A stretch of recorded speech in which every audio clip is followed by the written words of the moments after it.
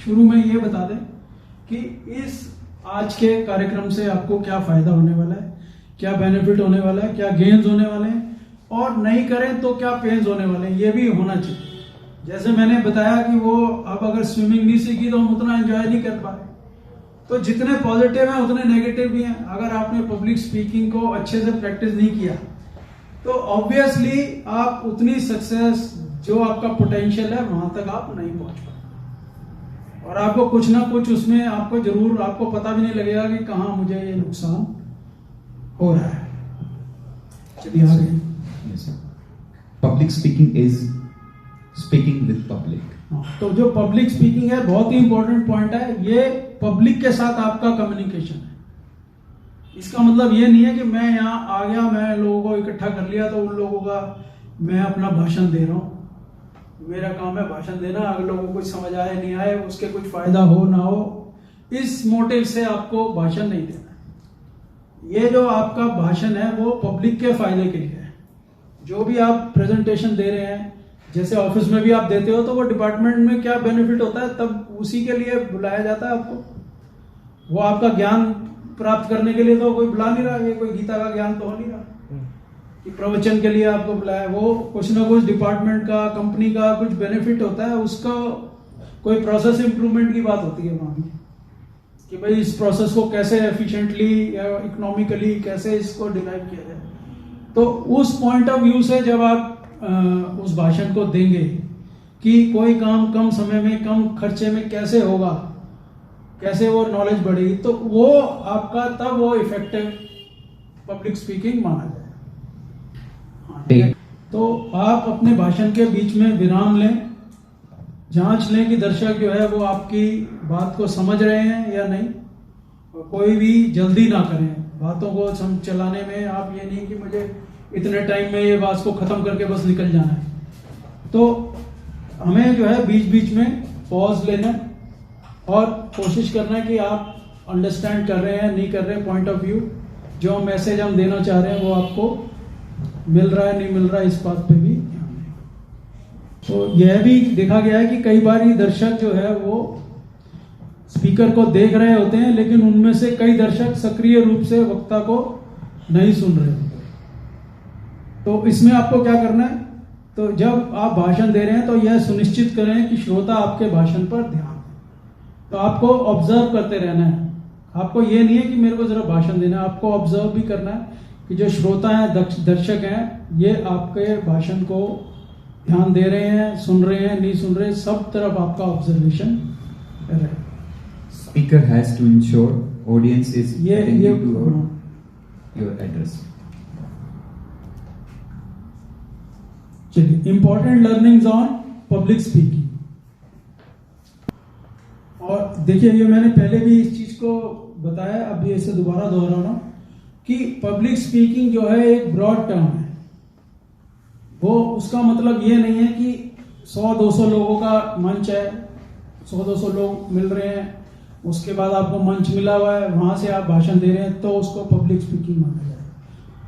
Public speaking जो है office में भी आपकी बोर्ड, आपकी जो डिपार्टमेंटल मीटिंग है या आपके डिपार्टमेंट की दूसरे डिपार्टमेंट के साथ मीटिंग है, वो सब भी पब्लिक स्पीकिंग है। तो जो आपके श्रोता है, जनता है, वो आपके कोलीग्स, आपके सीनियर्स, आपके जूनियर्स, आपके कस्टमर्स, कोई भी हो सकते हैं, और इवन सेल्स पर्सन होते हैं। अगर वो 3-4 लोगों को, 2 लोगों को भी अगर अपना सर्विसेज और प्रोडक्ट वो अगर उसकी प्रेजेंटेशन दे रहे हैं तो वो भी एक पब्लिक स्पीकिंग है। तो ये जो सारे इसमें फंडामेंटल हैं, वो अगर कोई सेल्स पर्सन, मार्केटिंग पर्सन भी सीख लेता है तो वो भी अपनी सेल्स और मार्केटिंग को इम्प्रूव कर पाएगा, वो अपने बिजनेस को बढ़ा पाएगा। इस हिसाब से हमने ये पूरा कोर्स डिजाइन किया है कि आपकी कम्युनिकेशन इम्प्रूव हो, सेल्स मार्केटिंग लाइन भी आपकी इम्प्रूव हो। सो दर्शकों को से जुड़ने का प्रयास करें, मतलब लोगों का ध्यान रहे तो आप उनके साथ कोशिश करें, आपका उनके साथ कनेक्ट रहे, और पहले खुद से जुड़े। खुद से जुड़े का मतलब आपको सेल्फ इवेल्युएशन भी होना चाहिए कि भाई मैं क्या करूं। तो हम आगे जो टेक्निक्स बताएंगे, आज जो हम डिस्कस करेंगे, उससे आप अपना सेल्फ इवेल्युएशन भी कर सकते हो कि मेरे में क्या जो है इम्प्रूवमेंट के पॉइंट्स हैं, उनको आप इम्प्रूव कर लेंगे तो आप डेफिनेटली एक अच्छे पब्लिक स्पीकर बनेंगे, आपकी कम्युनिकेशंस इम्प्रूव होंगे। और पब्लिक स्पीकिंग के बारे में क्या ये कहा जाता है कि जो स्टेज फियर होता है वो बहुत लोगों में पाया जाता है। स्टेज का डर किसी भी अन्य डर की तरह होता है। जो स्टेज का डर है, स्टेज फियर, वो दुनिया के टॉप 2-3 जो फियर हैं उनमें एक स्टेज का डर।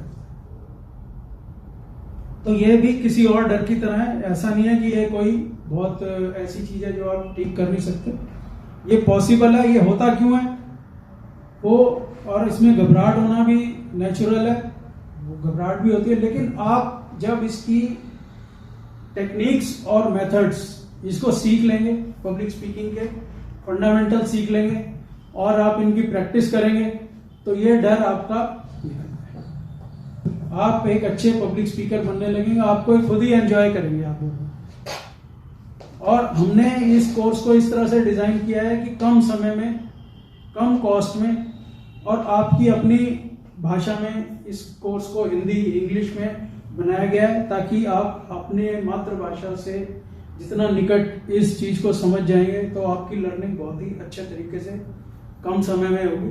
और उसकी थोड़ी प्रैक्टिस कर लेंगे तो आप और अच्छा परफॉर्म कर पाएंगे लाइफ में, बहुत अच्छी सक्सेस आप पा सकते। और एक और चीज है, इसके बारे में बिलीफ है पब्लिक स्पीकिंग के बारे में जनरल लोगों का, कि इसके लिए हमारी इंग्लिश बहुत अच्छी होनी चाहिए, तब हम अगली इंग्लिश स्पीकर, तब हम पब्लिक स्पीकिंग अच्छी कर सकते हैं। तो ऐसा नहीं है, ये हमारी मिथ है। और इसका मैं एग्जांपल ऐसे देना चाहूंगा कि जो हमारे वर्तमान प्रधानमंत्री हैं मोदी जी, और इससे पहले अटल बिहारी वाजपेयी जी थे, और उससे पहले इंदिरा गांधी जी थी, तो ये सब हिंदी के बहुत अच्छे स्पीकर थे, हिंदी में बहुत अच्छी वक्ता थे, लाखों लोगों को ये अट्रैक्ट करते हैं, आज भी करते हैं मोदी जी, लाखों करोड़ों लोगों की वोट उन्हें मिलती है, इसी से बहुत सारी स्टेट्स में, सेंटर में वो लोग जीतते हैं। तो पब्लिक स्पीकिंग एक बहुत बड़ी आर्ट है, और मैंने ये अपनी लाइफ में, जॉब में मैं था आज से 25-30 साल पहले, मैं इस चीज को मैंने रियलाइज किया था कि पब्लिक स्पीकिंग होना बहुत जरूरी है। मैंने अपने एंड से उस टाइम में भी कोशिश की इम्प्रूव करने की, जितना मैं कर पाया, लेकिन आज हम उसको बहुत ही बेहतरीन ढंग से, बहुत ही कम समय में आप लोगों के पास अपॉर्चुनिटी है कि उसको, उस आर्ट को अच्छे से सीख लें और अपनी लाइफ में बहुत जल्दी आगे बढ़ें। और आपको एक पुराने समय में क्या होता था कि पब्लिक स्पीकिंग के लिए ये कहा जाता था कि आप मिरर के सामने अभ्यास करें, लेकिन मॉडर्न जो पब्लिक स्पीकिंग के एडवाइस है, मॉडर्न जो एक्सपर्ट्स बताते हैं, वो कहते हैं आप मिरर के सामने प्रैक्टिस ना करें, क्योंकि उसका मतलब ये होता है कि जब आप मिरर के सामने कर रहे हैं तो आपका ध्यान तो मिरर पे चला जाएगा कि मैं देखूं मैं क्या कर रहा हूं, तो आपका पूरा ध्यान तो हुआ नहीं। तो ये पुराने जमाने में जब आपके पास कुछ और रिसोर्सेज नहीं थे तो आपके लिए ये ठीक था। आज के टाइम में तो आप अपना फुल वीडियो बना सकते हैं, फुल बॉडी वीडियो, और देख सकते हैं कि आपकी पब्लिक स्पीकिंग कैसी है। तो आज के संदर्भ में आप अपना फुल बॉडी वीडियो बनाइए और रिव्यू कीजिए, जिसका कि आज हम करने भी वाले हैं। आफ्टर लंच जो हम प्रैक्टिस सेशन करेंगे उसका वीडियो भी बनाया जाएगा और आपके साथ शेयर भी किया जाएगा। और एक चीज और जो ध्यान में रखने वाली है श्रोताओं के, जो पब्लिक स्पीकर को खुद ध्यान में रखना है कि जो लोग हैं, जो श्रोता हैं, वो एक समूह में व्यवहार करते हैं, एक इकाई में व्यवहार, एक साथ एक जैसा व्यवहार वो लोग करते हैं। अगर एक व्यक्ति हाथ उठाएगा तो बाकी लोग भी हाथ उठाएंगे, बाकी लोग भी हाँ करेंगे, हाँ जी हमें भी, हाँ जी आपको चाहिए, एक जना कहेगा तो बाकी कहेगा हाँ मुझे चाहिए, और अगर नहीं होगा तो बाकी भी कहेगा हमें भी नहीं चाहिए। चाय पीनी है, हाँ जी मुझे भी पीनी है। तो और अगर एक व्यक्ति ताली बजाएगा तो बाकी व्यक्ति भी ताली बजाएंगे।